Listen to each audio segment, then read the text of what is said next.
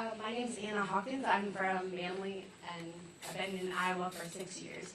I know that you don't have any power over Congress, but there is a crisis going on with our lobbyist system and our corporations, kind of scratching Congress's back and, oh, I'm going to, whatever.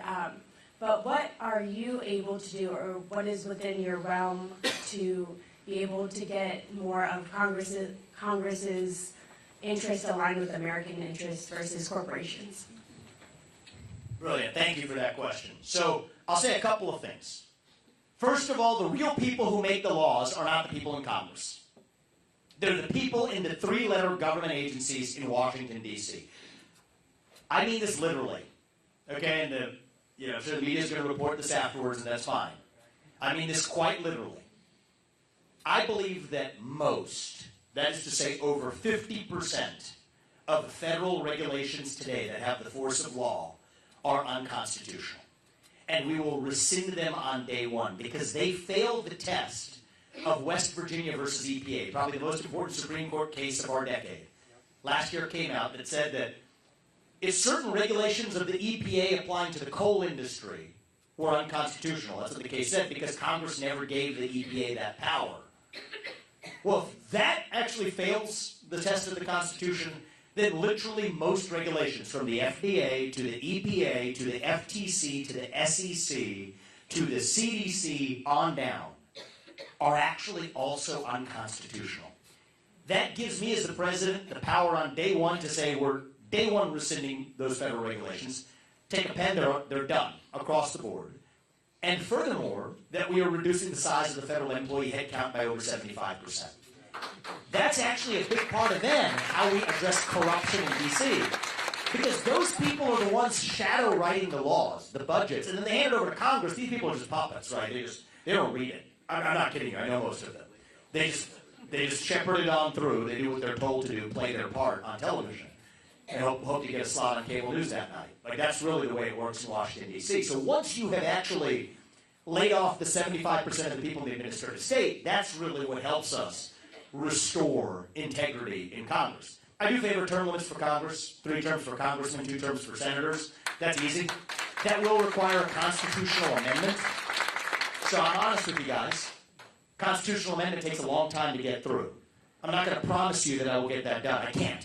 Anybody who does, it's a false promise, because that requires a lot of different thresholds. What I can promise, though, is that there's one executive branch. If I'm your next president, I'm the leader of that executive branch. And the people who report into me, they will have the ability to be fired. 75% of them will be. The regulations that they promulgated that are unconstitutional, without asking Congress for permission, I will rescind them. And we will have actual meritocracy rather than protection rackets for how we run those 3-letter agencies, which is where most of the source of the problem is in the first place. Now, there's a dark underbelly to the whole topic that was part of your question, and I want to address it. I'm not a party man, actually. I'm using the Republican Party as a vehicle for advancing an America First agenda. The point I'm about to make was actually a left-wing point in pre-2010. And I don't care. I believed it then, I believe it now. We have a corrosive influence of mega money in politics. It's just a problem with our entire system. I don't think that somebody who has served in the government should be able to lobby the government for 10 years until after they've left. I just think there's no reason for it. It should not be a profitable enterprise. Public service should be about service, and then find honest work back in the private sector. I'm dead set against the use of super PACs. And unfortunately, even this year for the Republican Party, it's a super PAC primary.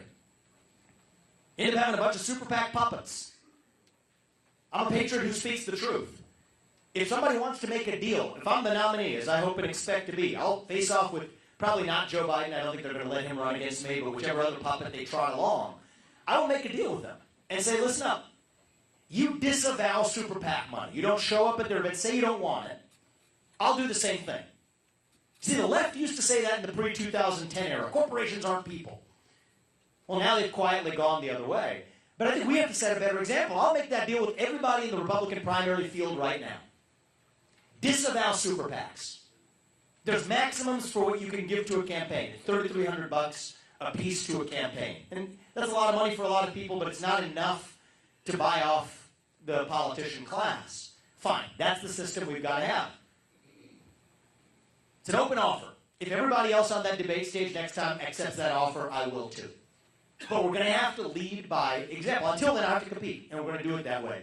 But there is a corrosive influence and a corrupting influence of money in politics. That's what the ESG movement's about. Anybody here heard of ESG? Does that term mean anything to some of you? So that's what you see in corporate America happening today. Right? When these corporations say, oh, you have to adopt these Paris Climate Accords in your corporate boardrooms, or these racial diversity quota systems in who you hire into the executive ranks of a company. What are they saying? They're saying, we don't trust the people to do that through the democratic process. No, we, the elites, have to use your money. And here's a dirty little secret. Most of your retirement accounts are being used right now to vote for policies in corporate America's boardrooms, from racial equity audits at Apple to Scope 3 emissions caps at Chevron, that you didn't know your own retirement accounts are actually being used to vote for. That's the same problem. It's an influence of money on politics, because they're saying that forget the political process, that's not where the laws are being made. They're effectively being made in corporate America's boardrooms, using your money to do it without your knowledge.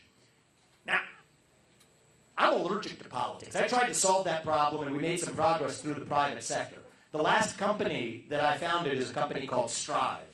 I believe in solving problems as an entrepreneur. Strive competes with BlackRock and State Street and Vanguard by offering index funds that say, no, we're not going to vote for those policies. We're just going to vote for products and services for profit as being the focus of companies.